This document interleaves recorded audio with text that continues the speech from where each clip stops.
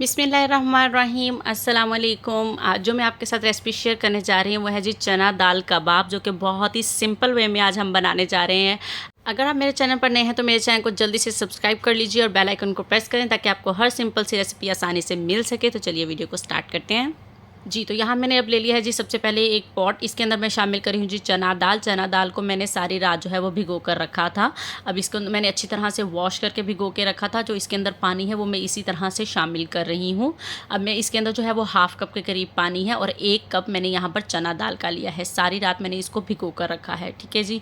तो अब हमने इसके अंदर शामिल करने हैं जी कुछ मसाले, जिसमें मैं सबसे पहले शामिल कर रही हूँ हरी मिर्चों का पेस्ट 1 बड़ा चम्मच। अब मैं इसके अंदर शामिल कर रही हूँ अदरक लहसुन का पेस्ट 1 बड़ा चम्मच। जितनी भी इनकी क्वांटिटी और इंग्रेडिएंट्स होंगे वो सब आपको डिस्क्रिप्शन बॉक्स में भी मिलेंगे और अपने टेस्ट के मुताबिक आप चीज़ों को कम या ज़्यादा भी कर सकते हैं। अब मैंने इसके अंदर डाला है जी पिसा धनिया 1 बड़ा चम्मच, हल्दी 1 छोटा चम्मच, और अब मैं इसके अंदर शामिल करी हूँ जी कुटी लाल मिर्च 1 बड़ा चम्मच। पेपरिका पाउडर इसके अंदर शामिल करेंगे 1 बड़ा चम्मच। पेपरिका पाउडर ना हो तो आप कश्मीरी लाल मिर्च का भी इस्तेमाल कर सकते हैं। नमक जो है अपने टेस्ट के मुताबिक आप कम या ज़्यादा करेंगे। मैंने 1 टीस्पून नमक शामिल किया है और इसमें अब साबुत ज़ीरा शामिल किया है 1 बड़ा चम्मच, और यहाँ पर मैंने गोल लाल मिर्चें शामिल की हैं, ड्राई हुई 10 से 12 हैं। अब मैं इसके अंदर शामिल करी हूँ जी प्याज। 1 बड़ा प्याज जो है वो मैंने इसको काट लिया है, तो वो रफली कट गया है और इसके अंदर शामिल कर दिया है। अब 2 से ढाई कप मैंने इसके अंदर, यानी 3 कप टोटल इसके अंदर पानी गया है। आधा कप मेरे पास पहले था और 2.5 कप मैंने इसके अंदर बाद में पानी शामिल किया है। अब मैंने इसको कर लिया है जी मिक्स। अब इसको हम मीडियम फ्लेम पर पकने देंगे अच्छी तरह से, कि जब तक कि हमारी जो दाल है वो अच्छी तरह से सॉफ्ट नहीं हो जाती, गल नहीं जाती, तब तक कि हमने इसको कुक करना है। 40 to 30 मिनट में ये दाल हमारी डन हो जाएगी जी। तो यहाँ पर देखें जी 30 मिनट हो चुके हैं। 30 मिनट में यहाँ देखें अब इसके अंदर जो थोड़ा पानी है हमें इसको भी अच्छी तरह से ड्राई करना है। दाल हमारी हल्की सी अभी रहती है, वो भी इतने में 10 से 15 मिनट में डन हो जाएगी। तो फिर मैं आपको दिखाऊंगी। इसका पानी जो है वो बिल्कुल भी रहना नहीं चाहिए। तो मैं आपको 10 मिनट के बाद इसकी दिखाती हूँ कि क्या लुक आती है। बहुत ही मज़े की इस वक्त इस दाल की खुशबू आ रही थी जी। तो यहाँ देखें जी 10 मिनट और हो चुके हैं। पानी देखें जी ऑलमोस्ट सारा ड्राई हो चुका है। यहाँ पर देख सकते हैं आप, ये बिल्कुल भी पानी नहीं रहा है और दाल जो है वो हमारी अच्छी तरह से यहाँ पर जो है वो सॉफ्ट हुई है।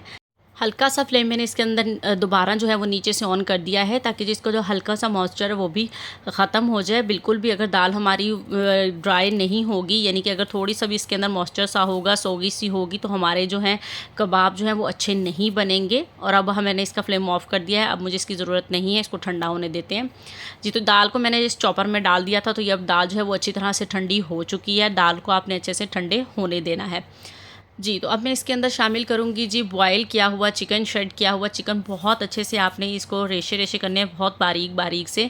आधा कप के करीब मैं इसके अंदर शामिल कर रही हूँ।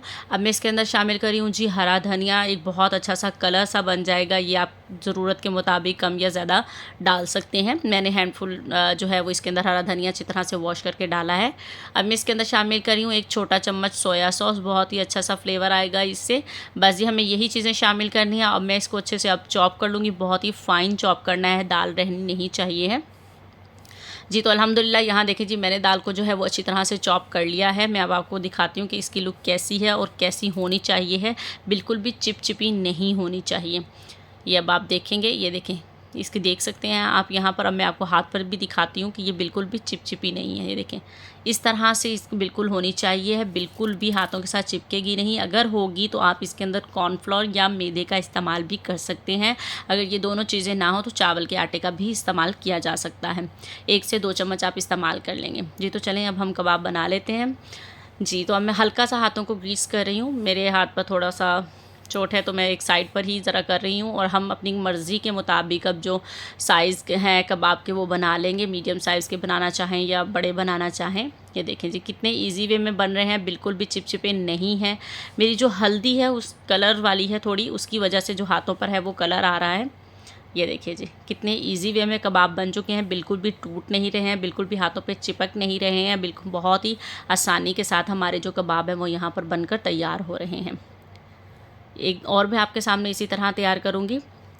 वीडियो अच्छे लगे तो वीडियो को लाइक ज़रूर कर दिया करें। और अगर आप लोग मेरे चैनल पर नए हैं तो मेरे चैनल को जल्दी से सब्सक्राइब करें, बेल आइकन को प्रेस कर लें ताकि आपको हर सिंपल सी रेसिपी आसानी से मिल सके। और कमेंट करके बताइएगा कि आपको आज की ये चना दाल के सिंपल से कबाब की रेसिपी कैसी लगी है। तो जी तो अल्हम्दुलिल्लाह जी, ये देखें जी, ये कबाब भी हमारा जो है इसी तरह से तैयार हो चुका है। बाकी भी सारे तैयार कर लेते हैं।